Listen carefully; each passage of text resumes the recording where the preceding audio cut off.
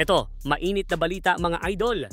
Apat na bagong coach ng PBA, maibalik kaya ang kompetisyon sa Season 50 ng Philippine Basketball Association? Sino kaya sa kanila ang may kakayahang maipasok sa playoffs ang team? Tara pag-usapan natin.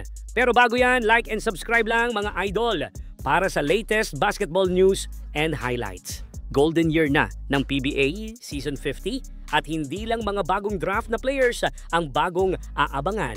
Dahil apat na bagong head coach ang papasok ngayong taon at yan ay sila L.A. Tenorio ng Magnolia, Willie Wilson ng Phoenix, Ronald Tubid ng Terra Firma at Governor Dennis Delta Pineda ng Converge.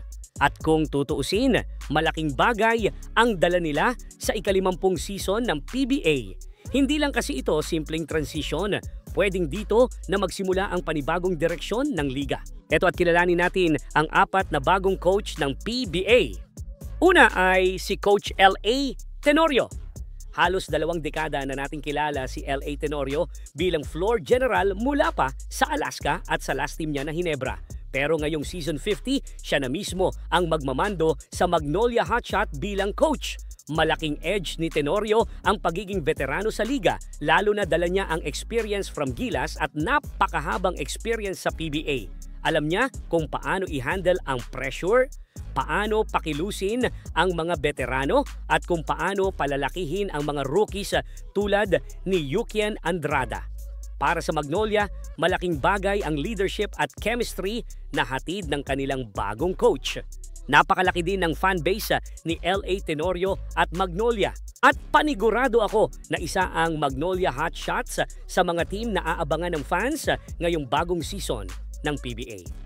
Pangalawa, sa bagong coach ay itong si Coach Willie Wilson. Ang Phoenix, matagal nang may talent pero nahihirapan makahanap ng sariling identity sa PBA. Maraming players na ang dumaan sa kanilang franchise pero sobrang nahihirapang makontain ang sistema. Ngayong si Willie Wilson na ang bagong coach ng Fuel Masters, unang tinrabaho niya ang pagpapalakas ng kanyang roster. Picking Will Gozom at 8 overall sa last PBA draft means he is serious bringing his team sa pagka-competitive sa PBA. I know it was a gamble for them sending their number 2 pick which they gave sa Converge. Sulit naman yon para sa akin since nakuha nila si Will Gozom which is the main plan of Willie Wilson para mapalakas yung front court ng Phoenix. Since may solid core na sila for this season and with Gozom finally playing for them which gives them additional big man, Phoenix finally becomes a legit threat, hindi lang panggulat na team. Pangatlo sa bagong muka ng PBA team ay itong si Coach Ronald Tubid ng Terra Firma. Aminin man natin o hindi, matagal nang dapat nag-champion tong Terra Firma sa mga nakukuha nilang first overall pick sa mga nakalipas na PBA draft. But sadly, they are just giving away talents na dapat sana kayang mapag-champion ang franchise ng Terra Firma. Marami man ang nagulat sa pagkakapili kay Ronald Tubid as bagong head coach. We don't know yet kung hanggang saan niya madadala ang kanyang team this season. Recently, nakuha nila ang 6'9" big man na si J.O. Chu bilang number 1 pick. Tubid bilang dating player na halos kahapon lang o parang kailan lang natin siya nakikitang maglaro sa PBA, still have the fresh experience from the league. Kumbaga sariwa pa yung pagiging player niya and I guess that will bring him some good mindset entering the PBA as a coach. Honestly speaking, they are still the underdog on this league. But kung magawa ng tama ni Tubid ang assignment niya sa Terra Firma with J.O. Chu onboarding, sana makasabay na sila sa ibang team, especially sa mga teams na mabibigat like SMB and Ginebra. Ang pinaka-last na bagong coach ng PBA ay itong si Gov Dennis Delta Pineda na hahawakan ang Converge Fiber Xers. Pinaka-unique sa lahat si Governor Dennis Delta Pineda na bukod sa pagiging government official ng Pampanga, matagal ng backer ng basketball program si Delta.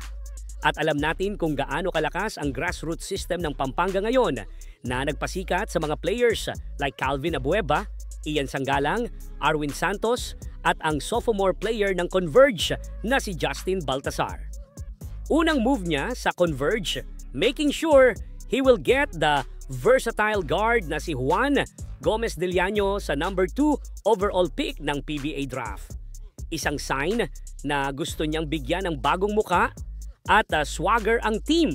Sa leadership skills ni Pineda at organisadong approach, ay PNC na pwedeng maging dark horse ang Converge ngayong season, having a strong lineup with Baltasar and company, tapos may JGDL ka pa na magpapatakbo ng opensa ng Fiber Xers.